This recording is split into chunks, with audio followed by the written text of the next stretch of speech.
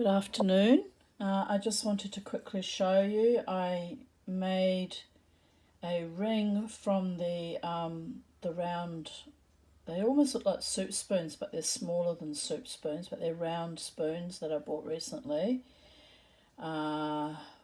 So I bought them to make my little snake earrings to match the other snake bangle here, because the spoon, let me see, how can I show you?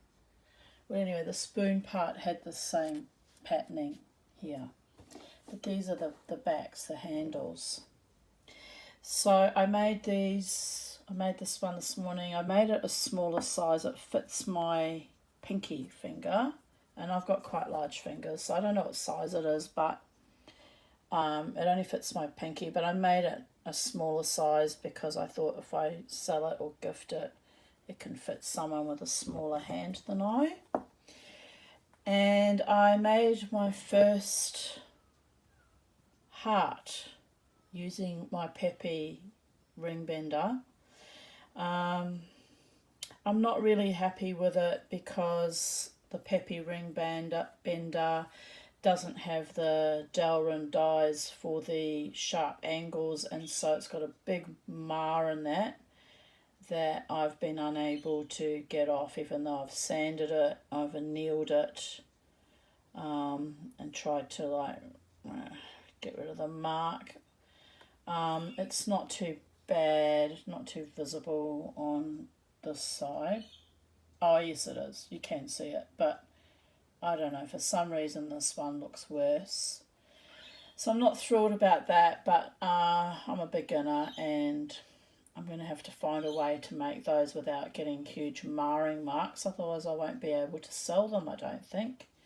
What do people think? Have they been able to sell their hearts with, Mars like that? Is there life on Mars? Sorry, my mind goes that way. Yeah, I'm waiting on a mandrel I've ordered, just a cheap one. It's probably not going to be very strong actually. Probably have to buy a better mandrel so I can hammer things a bit better into shape, because that's a little bit off centre too. So it's not perfect, but it's my first heart and I like it, and I don't know, it'll probably end up either I keep it or I gift it to someone that's not bothered by the Mars. So there's that. I spent an entire day a couple of days ago trying to solder these links to no avail, and as you can see they've moved apart. They were flush, but even with them being flush it would not solder and it would not solder.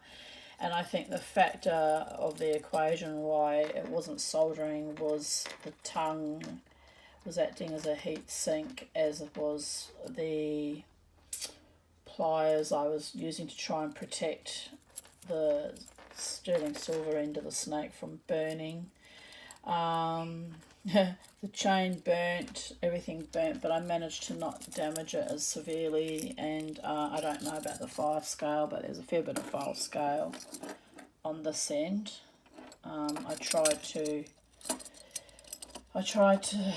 solder this, and as you can see what happened here, I'll show you my mistake. The heat had travelled away from the actual joint and I got left with this mess here. So again, my heat wasn't right, and look, I just pickled it. I must have pickled this about 5 times through the course of the day and kept trying to solder because I really love this piece. I've worked so hard on it and I really want those things soldered, because when I went out on Friday night, one of the links fell off and I nearly lost the tongue, and I actually lost one of the links and had to make another one. So I know, I want to cry. I know I have to solder them if I'm going to be able to keep this in one piece and not lose it when I go out.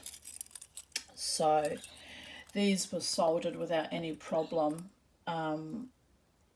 this is the initial chain from the other snake that melted. And I had no problem soldering these links, so they have remained soldered. They haven't undone with the heat of doing this. So now it's like this link and these 4 links, jump rings, that I have to solder, or it's going to never really be any good.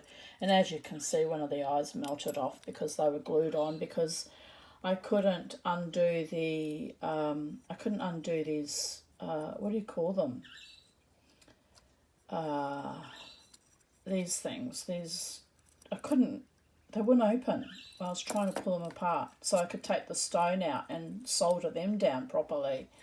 Couldn't do it, so I had to glue them, and I've lost an eye because, yeah, when I was soldering the jump rings, the glue melted and didn't hold and it came off. This one held.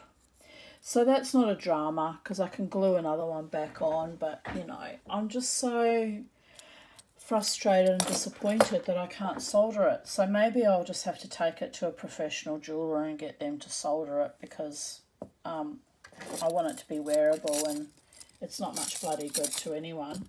I mean, I'm keeping it for myself, but landed in the bin. If I was wanting to sell these, I can't sell them in a state where they're coming undone like that, because you lose them. I know that because I wore it the other night. So anyway, that's my grizzle about my soldering journey. That is an epic fail, and I was very upset with myself because I spent probably 6 or 7 hours pickling it and trying to solder it again and failing and pickling it and I was so riddled with anxiety because, you know, the last snaky melted. That one was at EPNS, so no big drama, it wasn't worth much, but, you know, I paid $70 for the spoon, which isn't a great deal of money, but I don't want to ruin it like I ruined the EPNS one. So I spent the whole time thinking, oh, if I ruin this, I mean, I got 2 more spoons. Like, that's not the point. I can, I can redo it, but I don't want to have to keep making epic, huge mistakes, melting down all the silver I'm working with. So I was a bit distraught. So I've put that aside because I can't bear the thought of ruining it, and I'm exhausted, to be honest. I'm mentally and physically exhausted with the epic failure of that. So today I thought I'll use up the little handles that were left from the little snake earrings I made to match this.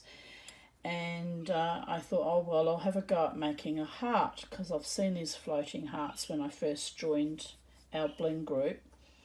And I thought, oh, I'll have a crack at that at long last. And, yeah, again, quite a bit of a fail with the big scratch marks on that. I don't know what to do.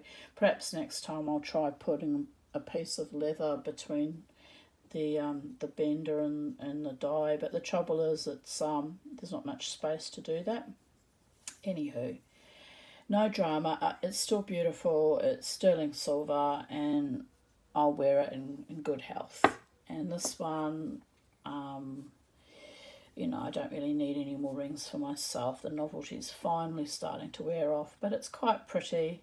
So I'll put it into my stock of sterling silver rings to be sold. And, you know, there's 2 lovely creations made today. And, yeah, that soldering problem is going to just keep staring at me until I gather up some fortitude and have another bash at it.